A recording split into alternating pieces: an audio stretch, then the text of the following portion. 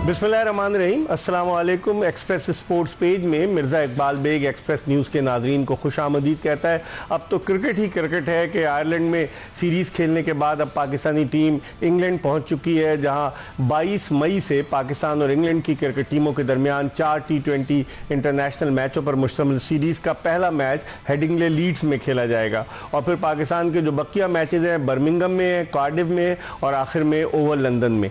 पाकिस्तान की टीम का ऐलान जो है वो अब तक नहीं हुआ था, क्योंकि कहा यह जा रहा है कि 22 तारीख के मैच के बाद पाकिस्तानी टीम का ऐलान होगा। दुनिया की जितनी भी टीमें जो T20 वर्ल्ड कप में शिरकत कर रही हैं, तमाम के तमाम जो 19 टीमें हैं उन्होंने अपने स्क्वाड का ऐलान कर दिया, सिवाय पाकिस्तान के 20 टीमें इस वर्ल्ड कप में। और हर ग्रुप में 4 ग्रुप रखे गए, हर ग्रुप में 5-5 टीमें और इन 5-5 टीमों में से 2-2 टीमें सुपर 8 के लिए क्वालिफाई करेंगी। फिर सुपर 8 में दिलचस्प मुकाबले और फिर उसके बाद सेमीफाइनल मरहले का आगाज होगा। इस वर्ल्ड कप के हवाले से, पाकिस्तानी टीम की कारकर्दगी के हवाले से हम बात करेंगे। हमारे साथ स्टूडियोज में मौजूद हैं पाकिस्तान के former test fast bowler Aamir Nazir, जो 1993 में जब वसीम अकरम पहली मरतबा कप्तान बने, जावेद मियांदाद को कप्तानी से हटाया गया तो वेस्ट इंडीज़ के दौरे पर इनको री इन्फोर्समेंट के तौर पर भेजा गया। आमिर नज़ीर जो है 6 टेस्ट मैचेस और 9 वनडे इंटरनेशनल मैचेस खेल चुके हैं और उसके अलावा 83 फर्स्ट क्लास मैचों का इन्हें तजुर्बा भी हासिल है। और जिस ज़माने में खेलते थे इनका शुमार स्विंग बॉलर में, बड़े अच्छे स्विंग बॉलर्स में होता था, लेकिन उस ज़माने में वसीम अकरम, वकार यूनुस मौजूद थे तो ये ज़्यादा अरसा नहीं खेल सके। लेकिन फिर उसके बाद ये जूनियर सिलेक्शन कमेटी के रुकन बन गए, कोचिंग की तरफ आ गए। इनसे हम बहुत सारी बातें करेंगे। इनके साथ मौजूद हैं Rishad Mahmood, senior sports journalist, Express Tribune के स्पोर्ट्स एडिटर। रिशाद महमूद का 25 बरस से भी ज़ायद का तजुर्बा है स्पोर्ट्स जर्नलिज्म में और ये गैर मुल्की अखबारात में भी काम कर चुके हैं, अरब न्यूज़ में भी इन्होंने काम किया, फिर उसके अलावा डॉन में, हेरल्ड में, मुख्तलिफ बड़े बड़े इदारों में काम कर चुके हैं और अब इस वक्त एक्सप्रेस ट्रिब्यून के स्पोर्ट्स एडिटर हैं। इनसे भी हम बात करेंगे। इससे पहले कि हम आमिर नज़ीर और रिशाद महमूद से गुफ्तगू के सिलसिले का आगाज़ करें, इस वक्त टेलीफोन लाइन पर हमें ज्वाइन किया है लाहौर से पाकिस्तान क्रिकेट बोर्ड के साबिक चेयरमैन खालिद महमूद साहब ने। खालिद महमूद साहब LCCA के सदर रहे और फिर पाकिस्तानी क्रिकेट टीम के मैनेजर भी रहे और फिर पाकिस्तान क्रिकेट बोर्ड के चेयरमैन भी बने। इनका वसी तजुर्बा क्रिकेट के हवाले से, इनसे बात करते हैं। अस्सलाम वालेकुम खालिद साहब। जी वालेकुम अस्सलाम। खालिद साहब, सबसे पहले तो आप ये बताइए कि पाकिस्तान की मौजूदा क्रिकेट को आप किस निगाह से देखते हैं? आप समझते हैं कि 7 रुकनी सिलेक्शन कमेटी जिसके किसी सरबराह का ऐलान नहीं किया गया, आपका तो वसी तजुर्बा है ग्रास रूट लेवल से, आप समझते हैं कि इस तरह की सिलेक्शन कमेटी बगैर सरबराह के वो डिलीवर करने में उस तरह से कामयाब होगी जो तवक्को की जा रही है? मैं आपके सवाल का जवाब भी देता हूं और सिलेक्शन कमेटी पे भी तबसरा करूंगा, लेकिन उससे पहले आप देखिए कि आपका जो क्रिकेट बोर्ड जो है वो कैसी दिलचस्प और अजीबोगरीब सी हरकतें कर रहा है। एक तो कोई तुक नहीं बनती कि आयरलैंड में मैच है और खास तौर पे पाकिस्तान क्रिकेट बोर्ड का सरबराह, जो कि ना सिर्फ उसका सरबराह है बल्कि वजीर दाखिला भी है और वजीर दाखिला उस किस्म का कि जिसके मुल्क के एक बड़े नाज़ुक, हसास, अहम हिस्से में उस वक्त अफरा तफरी फैली हुई है और वो जाके क्रिकेट टीम से वो तो हौसला अफजाई के लिए गए थे खालिद साहब।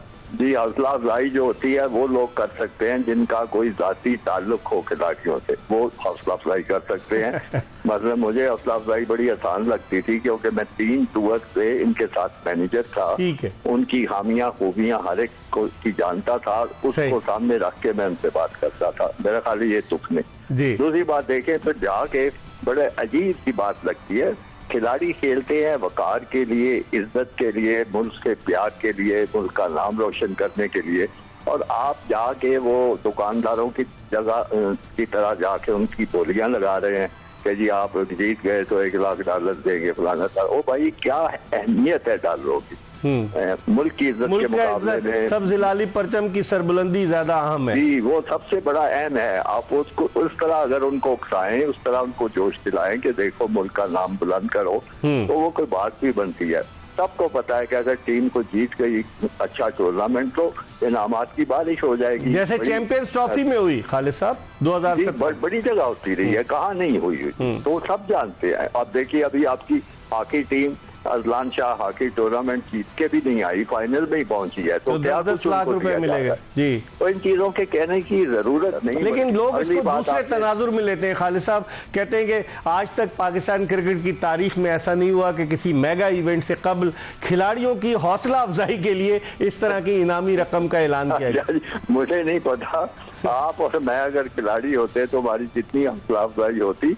अब आपने तीसरी बात सिलेक्शन की छेड़ी है, तो सिलेक्शन तो एक बिल्कुल ही मलगूबा बना के पेश किया गया है। पहली दफा सुना है कि कोई सिलेक्शन कमेटी है जिसका सरबराह हुई, और मुझे भी बड़ी तजस्सुस हुआ जानने का कि ये क्या चीज हुई है। तो पता चला कि क्योंकि वहाब रियाज को सारा जिम्मेदारी सौंपी जानी थी और साथ वो चाहते थे कि कोई तजर्बाकार खिलाड़ी भी उसके साथ बैठे हो। वहाब रियाज तो जुमा चंद दिन हुए उसने क्रिकेट खेलनी खत्म की है। वो खेले पाकिस्तान की जानिब से सिर्फ जी, जाती नापसंदीदगी भी हो सकती है, पसंद भी हो सकती है, तो फिर उनके साथ सीनियर खिलाड़ी छोड़े गए। जो सीनियर खिलाड़ी जोड़े गए जैसे मोहम्मद यूसुफ 90 टेस्ट मैचेस वो खेले।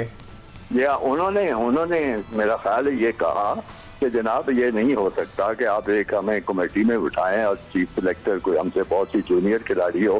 उसका हल ये बड़ा अनोखा और शानदार निकाला गया कि कोई भी चीफ सिलेक्टर नहीं होगा, उसका सरबराह नहीं है। और आप देखें, लेकिन उसके बावजूद वहाब रियाजी सरबराह हैं। जब मीटिंग की तस्वीर आती है अखबार में, वो दायां बाजू होते हैं, दाएं जानिब बैठे होते हैं। जी हाँ, वो बिल्कुल मर्कजी हैसियत में बैठे होते हैं। सही। तो अब इस किस्म की ये धानमती का जो कुंभा जोड़ा गया है उसमें क्या सिलेक्शन होगी? हर कोई अपनी अपनी पसंद का एक एक खिलाड़ी बीच में घुसाने की कोशिश करेगा, 4 कहीं और से ले लेंगे।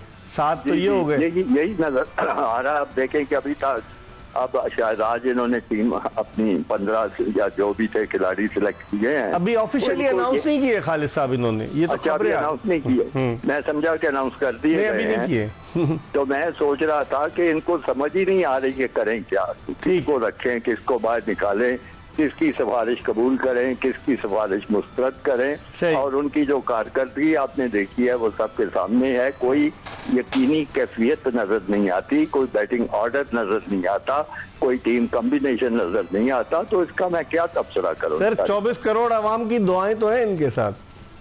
जी, 24 करोड़ आवाम की दुआएं यकीनन हैं। जो मर्जी ये करते रहे वो दुआएं काम करती रहेगी। लेकिन बात यह है कि कुदरत तो मेहनत का फल देती है ना, कुदरत तो अच्छी चीजें करने का इनाम देती है। वो तो सिर्फ मेरी दुआओं पे बात नहीं बनती ना। सही। तो बस आखिरी सवाल आपसे पूछूंगा कि चांसेस देख रहे हैं पाकिस्तान उन 4 टीमों में शामिल होगा जो सेमीफाइनल के लिए क्वालिफाई करेंगी? ऐसी बात करते हुए दिल नहीं करता। अच्छा। लेकिन मैं कोई चांस नहीं देखता इनका। अच्छा, चलें, बहुत बहुत शुक्रिया खालिद महमूद साहब, पाकिस्तान क्रिकेट बोर्ड के साबिक चेयरमैन, हमारे साथ टेलीफोन लाइन पर मौजूद थे, अपनी राय का इजहार कर रहे थे। आमिर, आप क्या देखते हैं, चांसेस देखते हैं सेमीफाइनल में पहुंचने के इस टीम को? क्योंकि जो इस टीम का कॉम्बिनेशन बन पा रहा है, अब आप देखें 5-5 ओपनर्स इस टीम में, फिर मिडिल ऑर्डर आपका जो है बिल्कुल खाली नजर आता है, फिर आपने 5 फास्ट बॉलर्स रखे हुए, स्पिन बॉलिंग के शोबे में शादाब आउट ऑफ कलर हैं, फिर आपने अबरार को ट्राई नहीं किया, विकेट कीपिंग के शोबे में आप आजम खान से कीपिंग करा रहे रिजवान के होते हुए। तो इन तमाम चीजों को मद्देनजर रखते हुए आप क्या चांसेस देखते हैं? देखिए इकबाल भाई, मेरा एक ये जाती एक है जो मैंने क्रिकेट खेली है, जो मुझे नॉलेज है उसकी पे मैं बात करूंगा। देखिए हमारा ये वर्ल्ड कप आज से नहीं शुरू हुआ। जब भी हमारा वो वर्ल्ड कप बड़ा इवेंट आता है ना, हमें इस तरह की उलझने पड़ी रहती हैं। हमने कब स्टेबल होना है ये मुझे नहीं पता चला, ना आपको भी नहीं पता चला। सही। हमने देखे दुनिया क्रिकेट ने, जैसे अभी आपने इंटरव्यू में बताया कि तमाम ममालिक ने अपनी टीमें अनाउंस कर दी हैं। देखिए उससे क्या होता है, एक टीम के जो मेंबर सिलेक्ट होते हैं, एक उनका कॉन्फिडेंस हाई होता है, वो उस तरह की टाइप की उनको एक्टिविटी करनी। अभी तो तलवार लटकी हुई है। अब देख लेना, अभी आप इवन में आप देख लेना, जैसे हम पहला मैच हारे तो मीडिया ने भी, लोगों ने शोर मच गया, ये क्या हुआ। पहले हमने वो न्यूजीलैंड के खिलाफ हमने सीरीज ड्रॉ की, हालांकि वो हमें जीतनी चाहिए 5-0 थे, मगर वो हमने देखा रोटेशन पॉलिसी की, हमने चेंज किया, वो उससे हमें रिजल्ट कोई नहीं प्रोड्यूस हुआ। अब मजेदारी बात यह है कि दुनिया में जो मेन जो कंट्रीज हैं वो स्पिनर पर रिलाय कर रहे हैं। देखिए बाकी जो मिडिल ओवर्स है ना आफ्टर फास्ट बॉलिंग के, वो बड़ा ही एक इंपॉर्टेंट 7 से 15 ओवर। जी देखिए उसमें आप देखिए, आप जैसे शदाब को आपने एज ए ऑल बैटर ले गए, ठीक है, आपने उसको एक मैच खिलाया, ये उसको 2 क्यों नहीं खिलाया आपने? 4 में 54 दिया आपने, उसको बचाया। हाँ। हमने उसका अचार डालना है। हाँ, सही हमने उसको क्या करना है? ठीक है। आप उसको खिलाएं। उसके बाद मेन चीज देखें, आपके बाद चले शदाब को नहीं खिलाया, तो आपके पास इब्रार तो है ना सर।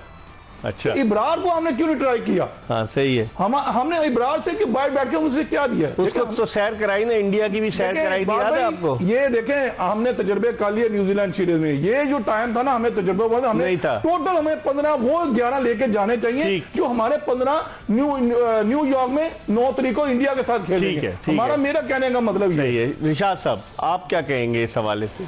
जी हाँ मिर्जा, मैं समझता हूँ कि ये इंग्लैंड के खिलाफ जो सीरीज होगी, ये एक बिल्कुल मुख्तलिफ सीरीज होगी आयरलैंड के मुकाबले में। वहां पे पता चलेगा डिफेंडिंग चैंपियन कितने पानी में है पाकिस्तानी, क्योंकि आपको पता है कि जो वैसे तो वर्ल्ड रिकॉर्ड कहने को बना लिया बाबर आजम ने, लेकिन उन्होंने कितने मैचेस नेपाल, बांग्लादेश और कमजोर टीमों के 22-23 मैचेस, तो असल टीम के सामने जब आएंगे, और यकीनन इंग्लैंड की टीम चैंपियन टीम है, तो असल में पता चलेगा कि क्या है। और कॉम्बिनेशन अपना जी बिल्कुल सही कहा आमिर ने कि कॉम्बिनेशन ही सेटल नहीं हो पाया जो सबको नजर आ रहा है। जो असल में प्लेयर्स खिलाने चाहिए, जो परमानेंट 11 का हिस्सा होना चाहिए, वो बाहर बैठे हुए हैं, और हसन अली को अचानक इंडक्ट कर दिया गया जिसका कोई सेंस ही नहीं बनता था। तो ये चीज 9 सितंबर 2022 को आखिरी T20 खेला, और फिर उसके बाद 10 मई 2024 को खेला T20। तो इन चीजों की लॉजिक कोई नहीं है। तो ये चीज आवाम को हैरान कर रही है कि भाई आप कोई एक सेट पैटर्न में, कोई प्लान में, स्ट्रेटजी में जाते हुए नहीं लग रहे। ठीक है, इस पर हम मजीद बात करेंगे। हमारे साथ पाकिस्तान के former test fast bowler Aamir Nazir और एक्सप्रेस ट्रिब्यून के sports editor, senior sports journalist Rishad Mahmood मौजूद हैं। हम एक ब्रेक ले रहे हैं और ब्रेक के बाद दोबारा आपको ज्वाइन करेंगे। Welcome back after the break. आप देख रहे हैं एक्सप्रेस स्पोर्ट्स पेज और हम बात कर रहे हैं क्रिकेट के हवाले से। हमारे साथ मौजूद है पाकिस्तान के former test fast bowler, junior selection committee के साबिक रुकन आमिर नज़ीर, और उनके साथ मौजूद है पाकिस्तान के senior sports journalist, Express Tribune के स्पोर्ट्स एडिटर रिशाद महमूद साहब। आमिर, गुफ्तगू और आगे बढ़ाते हैं। इनिशियल स्टेज में तो आप देखेंगे पाकिस्तान का ग्रुप जो है वो तगड़ा है। तगड़े से मुराद के इतना तगड़ा नहीं है अगर आप ये देखें ना कि भारत के अलावा, लेकिन आप आयरलैंड को रूल आउट नहीं कर सकते। आयरलैंड भी हमारे ग्रुप में नहीं। देखें इकबाल भाई, पाकिस्तान टीम को हमें इतना हल्का भी नहीं लेना चाहिए, मगर टफ टाइम दे सकती है आयरलैंड। मुझे नहीं लगता। देखिए हमारा जो फेलियर हो रहा है ना, वो हमारा सेटलमेंट नहीं हो रही। हमने किसको, देखिए आप साइम अयूब को हमने उसको कंटिन्यूसली न्यूजीलैंड से लेके आयरलैंड तक हमने एज ए ओपनर यूज किया है। कुर्बानी कौन दे रहा है? रिजवान दे रहा है और बाबर दे रहा है। हमने साइम अयूब पर टॉप रखा है। देखिए फखर जमान भी आपका ओपनर है, याद रखा जाए। वो तो कहता है मैं एडजस्ट हो गया चौथे पे। बात मैं जो मेरी क्रिकेट नॉलेज कहती है, देखिए आमने साइम यूब से हम उसको डिस्कार्ड नहीं करना चाह रहे, वो अपकमिंग स्टार है।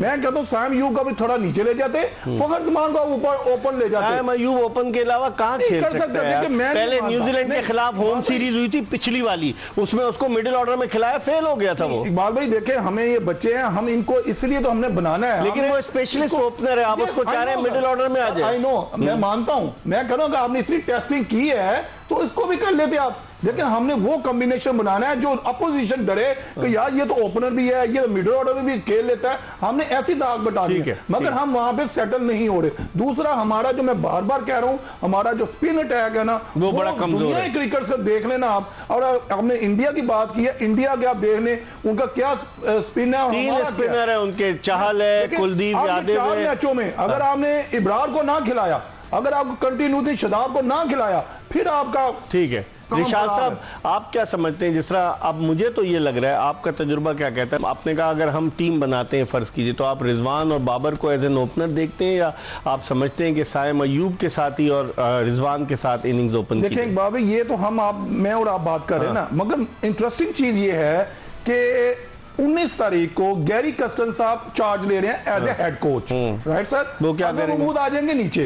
अब ये देखना है गैरी कस्टन का क्या प्लान है, उसने क्या प्लान दिया हुआ 8-10 दिन में। उन्होंने अपनी टीम की कॉम्बिनेशन भी देख लिया, उनकी परफॉर्मेंस भी देख ली, जिस नंबर पे जा रहे हैं, आ रहे हैं, उसने सारा अपने होमवर्क कर लिया। इंटरेस्टिंग चीज है, जब हम ये पहला मैच देखेंगे वर्सेस इंग्लैंड, फिर हमें पता चलेगा कि इसने कॉम्बिनेशन क्या बनाया है, ये किस पे जा रहे हैं। मगर जैसे सर ने भी कहा, आप भी कह रहे हैं, हमारा जैसे स्पिन अटैक, हमारा जो मिडिल ऑर्डर है वो बहुत वीक है। देखिए शादाब को अगर बैटिंग ऑलराउंडर या बॉलिंग ऑलराउंडर ले जाना है, मैं नहीं मानता उसको।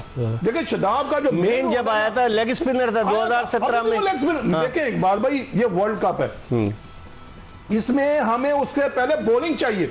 अगर वो बॉलिंग में हमें बैटिंग नहीं चाहिए।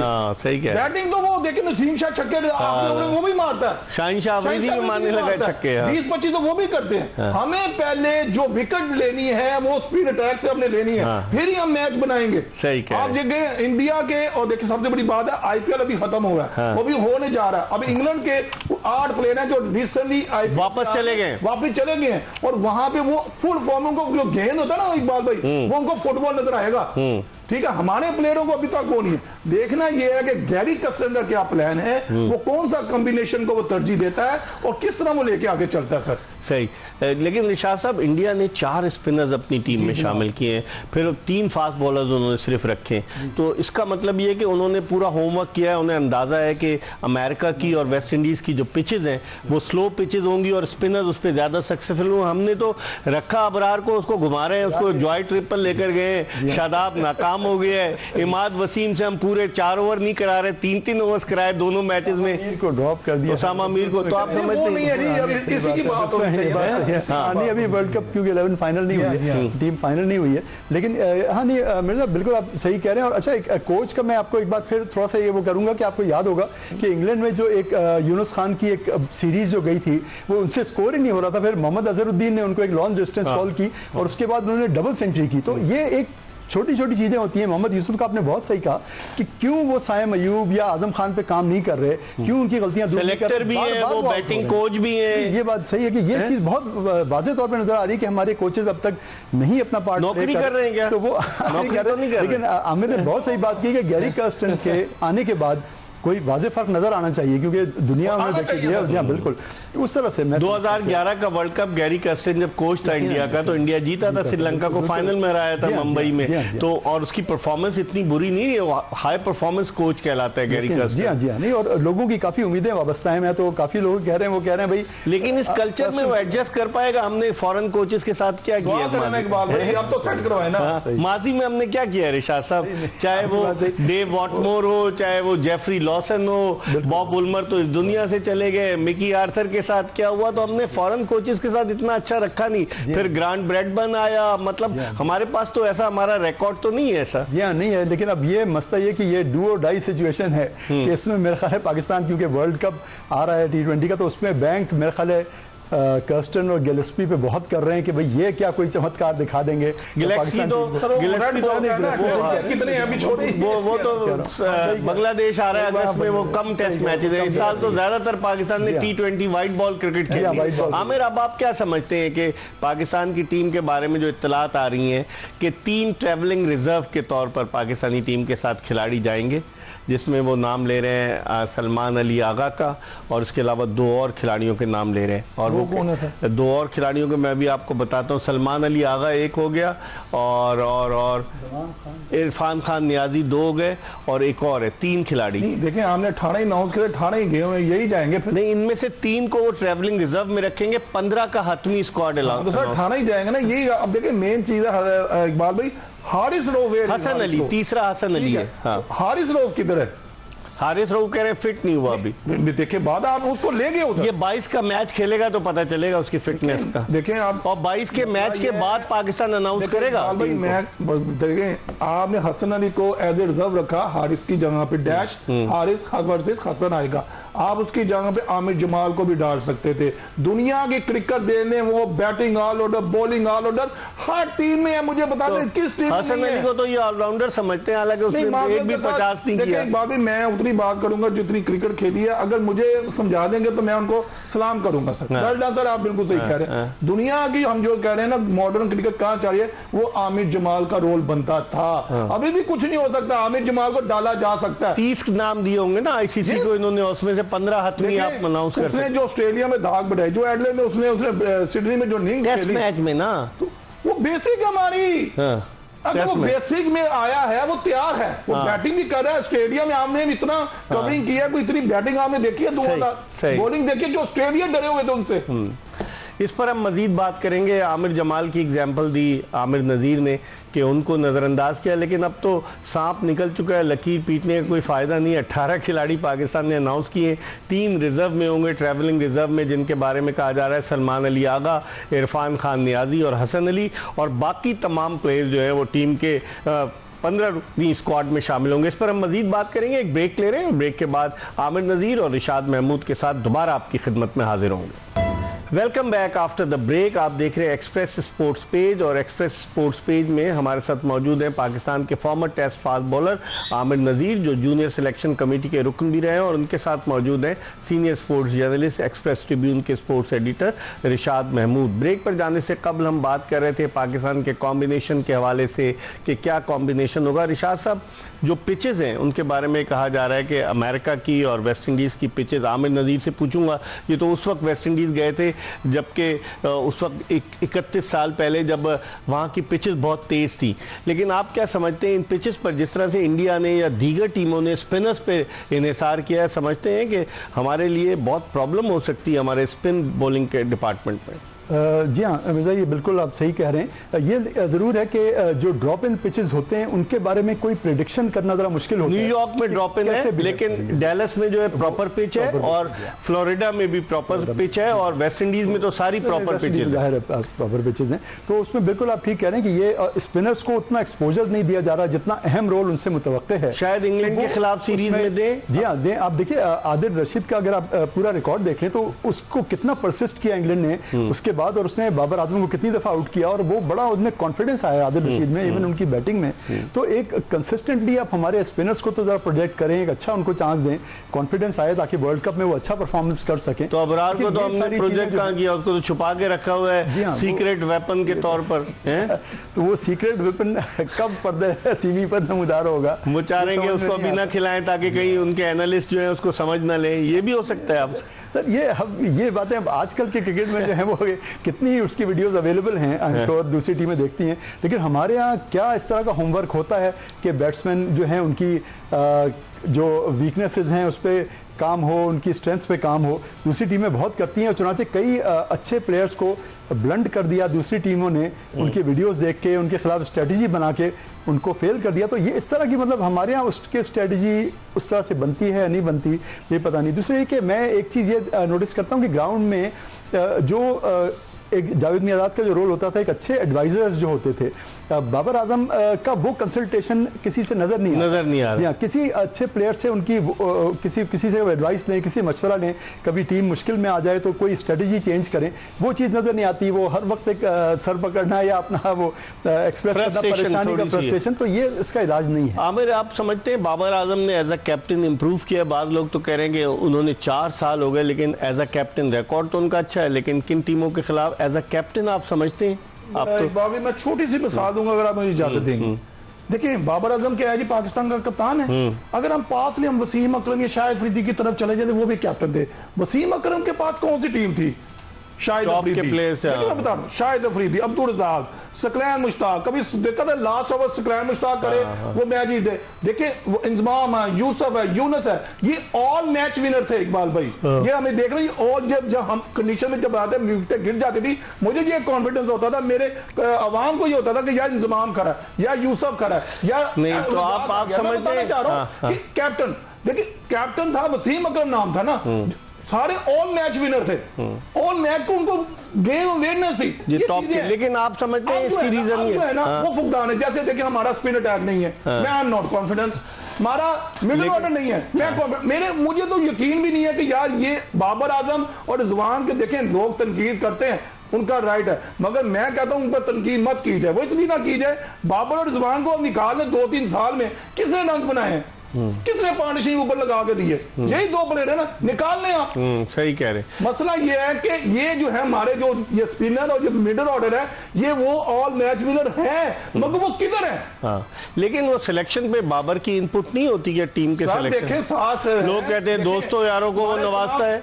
देखें यूसुफ भाई हैं, कितने कितने बड़े नाम है, मैं किसका देखें, रजाक है, वो असद शफीक है, असद शफीक है, ये छोटे क्रिकेटर तो नहीं है, ये अभी रिसेंटली इन्होंने क्रिकेट छोड़ी है जो मॉडर्न खेली है। मसला ये है कि मैं ये कहूंगा एंड पे कि हमारे ऑल मैच विनर नहीं है। उस वक्त जो ग्रेट कप्तान गुजरे उनके पास मवाद ऐसा था, वो लड़ते हैं।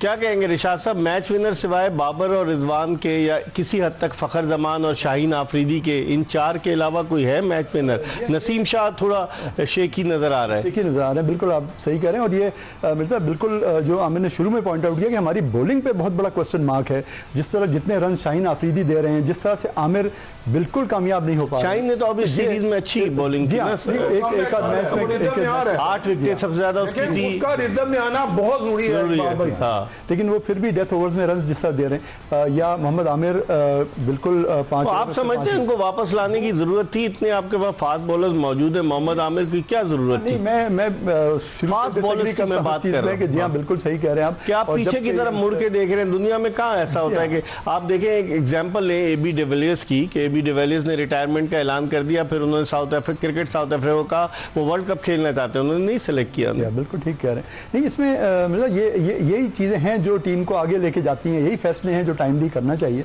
लेकिन वो नजर नहीं आ रहे हैं। और बॉलिंग पाकिस्तान की हमेशा स्ट्रेंथ रहती थी, लेकिन वो इस वक्त एक वीक पॉइंट नजर आ रहा है कि दूसरी टीमें, इवन आयरलैंड ने अब देखिए 180 193 बड़े बड़े टोटल किए हैं पाकिस्तान के खिलाफ, जो कि हमारा ख्याल था कि आयरलैंड से वो कंपटीशन सीरीज होगी, ऐसा नजर नहीं आई। ठीक है, इस पर हम मजीद बात करेंगे। वक्त हो गया प्रोग्राम के आखिरी ब्रेक का, हम ब्रेक की तरफ बढ़ रहे हैं और ब्रेक के बाद आमिर नज़ीर और इरशाद महमूद के साथ दोबारा आपकी खिदमत में हाजिर होंगे। कहीं जाइएगा नहीं, हमारा इंतजार कीजिएगा।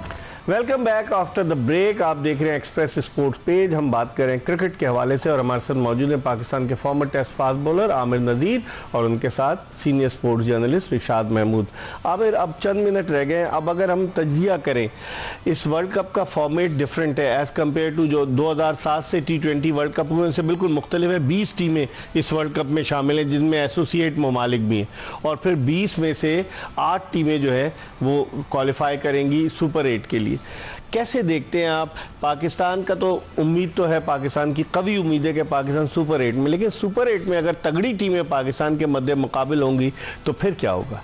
देखिए इकबाल भाई, दरअसल बात यह है कि आईसीसी ने जो एसोसिएट कंट्रीज में जो क्रिकेट को प्रमोट किया ना, उसको मैं दाद देता हूँ। आप देखिए, इवन नेपाल ले लें, यूएई ले लें, हॉलैंड ले लें, अफगानिस्तान आयरलैंड ले लें, इन्होंने इंप्रूव किया, जिसकी वजह से पाकिस्तान पहला मैच जो हम हारे हैं वो आप देख लें, उन्होंने वर्क किया, उन्होंने हम पे जो हमारे बैट्समैन को देखा, हमारी वीकनेस को ढूंढा, दैट्स वाई वो जो है ना वो मैच जीत सके। देखिए एक बार भी वर्ल्ड कप में पाकिस्तान तो सुपर 8 में इंशाल्लाह जरूर आएगा, मगर देखना यह कि हमें वहां पे जो हमारी परफॉर्मेंस 70 है वहां पे 100 देनी पड़ेगी। हमें अपने ऊपर जिम्मेदारी लेनी पड़ेगी। ठीक है, अब नो एक्सक्यूज। अब ये नहीं कहना कि भाईजान ये था, पिच नहीं थी, वो नहीं थी। You are professional. आपने जैसी मर्जी ड्रॉपिंग पिचिंग हमारे लिए नहीं होनी, इंडिया के लिए भी होनी है, अदर कंट्री के लिए होनी है। आप हमारे प्रोफेशनल क्रिकेटर हैं, हमारे वहां पे आपको पता चलना चाहिए। देखिए ऑस्ट्रेलिया से आ रही ना पिचेज, तो मैं मान रहा हूं, अगर आप कहते हैं ना पाकिस्तान से आ रही है या इंडिया से आ रही है, मुझे शक होता। मगर देखिए एडले का म्यार है, ऑस्ट्रेलिया वहां से आई है, मेरा नहीं ख्याल हमें उससे घबराना चाहिए। मगर इंडिया पाकिस्तान सुपर 8 में इंशाल्लाह जाएंगे, वहां तगड़े मैच होंगे, जो अच्छा खेला जीतेगा। लेकिन इरशाद साहब, इस दफा आईसीसी ने युगांडा को भी रखा है, नेपाल भी है, ओमान भी है, फिर नेदरलैंड तो क्रिकेट खेलता है, आयरलैंड भी क्रिकेट खेलता है, स्कॉटलैंड भी क्रिकेट खेलता है। ये टीमें भी आईसीसी ने इस T20 वर्ल्ड कप में जो क्वालिफाइंग राउंड्स के बाद, अमेरिका भी है, कनाडा भी है, तो आप समझते हैं कि ये छोटी टीमें, इनके लिए एक तजुर्बा है इब्तदाई मरहले में, और ये कोई थ्रेट नहीं साबित हो सकती मुखालिफ टीमों के लिए, क्योंकि टॉप की 2 टीम्स हर ग्रुप से जाएंगी सुपर 8 के लिए।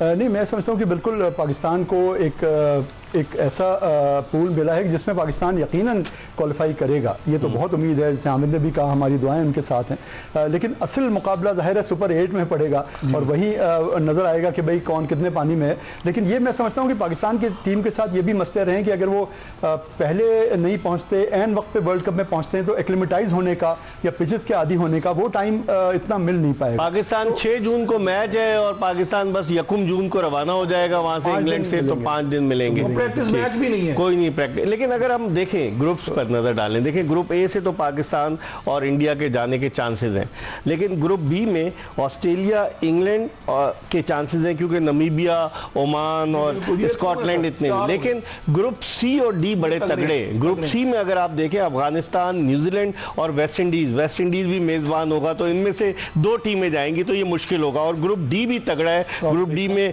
साउथ अफ्रीका है, बांग्लादेश है, श्रीलंका है और नेदरलैंड भी कुछ भी कर सकता है। नेदरलैंड को आप रूल आउट नहीं, तो ये 2 ग्रुप तगड़े हैं। आमिर क्या देखें, जो सीडी जो है ना, इसमें देखना असल कंपटीशन जो सुपर 8 में जाने वाला है ना, ये 6 टीमों का है। हाँ। वो सारी तगड़ी है, सारे ऑल प्रोफेशनल, ऑल T20 के स्पेशली। जैसे मैं वेस्ट इंडीज को देख रहा हूं, अगर वेस्ट इंडीज इस वर्ल्ड कप में परफॉर्म ना कर पाया, मैं समझूंगा जो पूरी दुनिया में उन्होंने अपनी एक दाग बैठाई हुई है वो खत्म हो जाएगी। मगर मुझे जो सबसे डेंजरस टीम जो लग रही है इस टूर्नामेंट में अगर देखा जाए, वो वेस्ट इंडीज है। क्या कहेंगे रिशाद साहब, वेस्ट इंडीज ने 2012 का T20 वर्ल्ड कप जीता, फिर 2016 का जिसमें बेन स्टोक्स को छक्के मारे, तो और वो जो थे वो जीत गए। तो कार्लोस ब्रैथवेट ने छक्के लगाए, उसका भाई भी खेल रहा है ब्रैथवेट का। तो आप समझते हैं वेस्ट इंडीज, क्योंकि अब यहाँ से जाएंगे अपने होम ग्राउंड पे भी तो मैचेस है ना उनके। जी हाँ, नहीं वो बिल्कुल अनप्रेडिक्टेबल साइड है और उसका पता नहीं चलता। ऑस्ट्रेलिया में उन्होंने ऑस्ट्रेलिया को हरा दिया, तो टेस्ट मैच आखिरी बड़ा जबरदस्त फास्ट बॉलर ने क्या बॉलिंग की। तो टीम एक दोबारा बनती नजर आ रही है। यंग प्लेयर्स हैं और अभी यंग प्लेयर्स हैं, और अभी आपको पता है कि दुनिया के जो टॉप एथलीट हैं, जो इनके एम्बेसडर भी हैं, यूसेन बोल्ट, उन्होंने भी एक फेवर किया है कि भाई वेस्ट इंडीज के लग रहा है कि वेस्ट इंडीज दोबारा जीतेगा। तो ये इस तरह की यकीनन एक डेंजरस टीम बन के उभरेगी डेफिनेटली। लेकिन ये कि बहरहाल T20 ऐसा गेम है जिसमें कुछ भी कि कोई भी टीम उस दिन जाहिर है वो पाकिस्तान भी हार जाता है ना मुखालिफ टीमों से, बड़ा मुश्किल हो जाता है पाकिस्तान के लिए। सबसे ज्यादा T20 मैचेस प्रिपरेशन के लिए वर्ल्ड कप के आपको पता है पाकिस्तान नहीं खेले हैं, पूरी दुनिया में किसी टीम ने इस बिल्डअप में कितने मैचेस नहीं खेले। क्योंकि देखिए इंग्लैंड ने अपने सारे क्रिकेटर्स को वापस बुला लिया जो IPL में थे, हालांकि इंडियन मीडिया बहुत शोर मचा रहा था कि बड़ी जाती। क्या कह रहे थे? मुख्तलिफ उनके एक्स-टेस्ट क्रिकेटर हैं, इंडिया ओवरसीज को आना नहीं चाहिए। अच्छा भाई ये नहीं आएंगे तो आपकी रोटी कहां से चलेगी? हाँ, तो वो उन्होंने वापस बुला, लेकिन इंग्लैंड तगड़ी टीम है आमिर। इंग्लैंड को जॉस बटलर, हालांकि बेन स्टोक्स नहीं है उस टीम में। हाँ नहीं, मैं कहता हूं बटलर ले लें, इनका हैरी ब्रुक्स ले लें, जितने भी इनके हैं, जॉनी बेस्टो ले लें। मैं कहता हूं जो उनका आर्चर आया है, हाँ, देखें फास्ट बॉलर जोफ्रा आर्चर, ठीक है। मैं कहता हूं दुनिया की क्रिकेट टीमें बहुत अच्छी हैं भाई, मजा आएगा सुपर 8 में, बाकी ये तो खैर है। चले सुपर 8 में मजा आएगा। बहुत बहुत शुक्रिया आमिर नज़ीर आपका, रिशाद महमूद आपका। इसके साथ ही एक्सप्रेस स्पोर्ट्स पेज की ये एपिसोड अपने इख्तिताम को पहुंची। इंशाल्लाह अगर जिंदगी ने वफा की तो अगले शो में फिर आपकी खिदमत में हाजिर होंगे। मिर्जा इकबाल बेग और एक्सप्रेस न्यूज़ की पूरी प्रोडक्शन टीम को इजाज़त दीजिए। अल्लाह हाफिज़।